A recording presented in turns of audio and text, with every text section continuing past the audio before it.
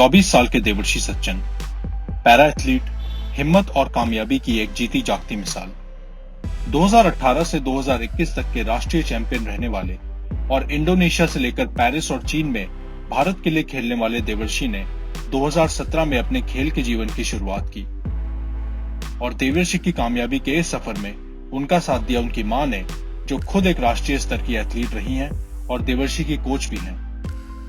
आइए मिलते हैं देवर्षि और उनकी मां कल्याणी सच्चन से और जानते हैं कि कैसा रहा उनका अब तक का सफर।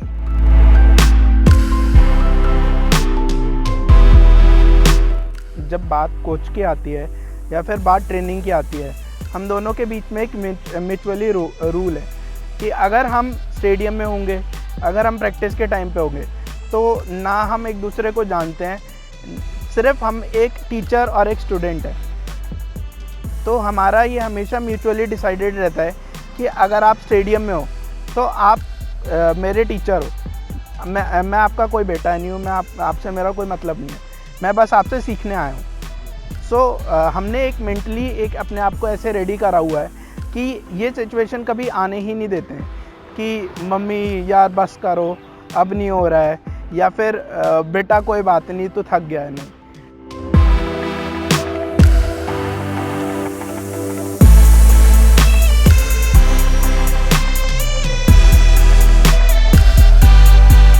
एक्चुअली जब मैं 2018 में पैरा एशियन गेम्स में गया था, तो जैसे मेरी मदर ने बताया कि स्पोर्ट्स क्लासेस होती हैं, पैरा गेम्स में स्पोर्ट्स क्लासेस होती हैं।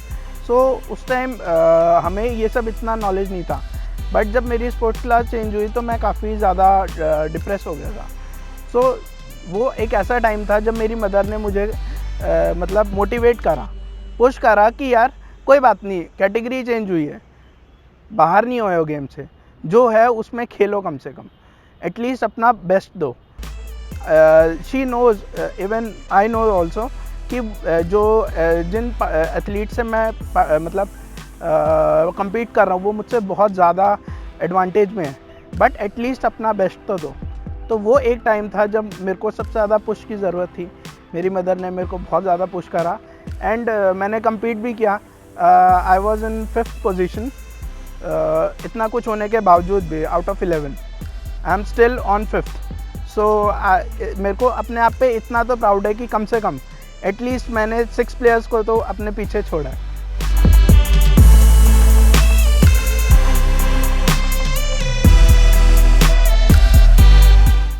आई हैव सीन इंडिया में बहुत सारे ऐसे एथलीट्स हैं, एडवांस एथलीट्स, जो इस टाइम अंडर गवर्नमेंट ट्रेनिंग कर रहे हैं या कैंप्स में ट्रेनिंग कर रहे हैं। ऐसा होता है कि जैसे हम पैरा एथलीट्स की अगर बात करें तो सबकी डिसेबिलिटी वेरी करती है, सबको एक जैसी ट्रेनिंग नहीं मिल सकती है।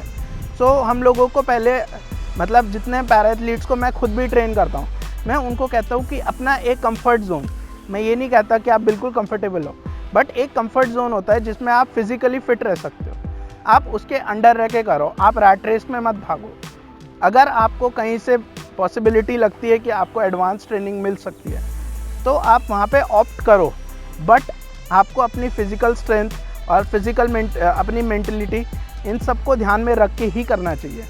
बिकॉज कहते हैं ना कि 5 उंगलियां बराबर नहीं होती, तो पैरा स्पोर्ट्स में हर कैटेगरी बराबर नहीं है। तो हमको ये चीज़ खुद से ही असेस करना पड़ता है कि क्या हमारे लिए सही है, क्या हमारे लिए गलत है। जस्ट लाइक एन एग्जांपल कि गूगल है, गूगल पे आपको सब कुछ मिलता है, बट आपको चूज़ करना पड़ता है कि आपके लिए क्या सही है। मैं ये सबको रिकमेंड करता हूँ कि रैट रेस में मत भागो, जो आपके लिए बेस्ट हो आप वही करो। तो देयर इज़ नथिंग प्रोफेशनल और एडवांस इन पैरा स्पोर्ट्स।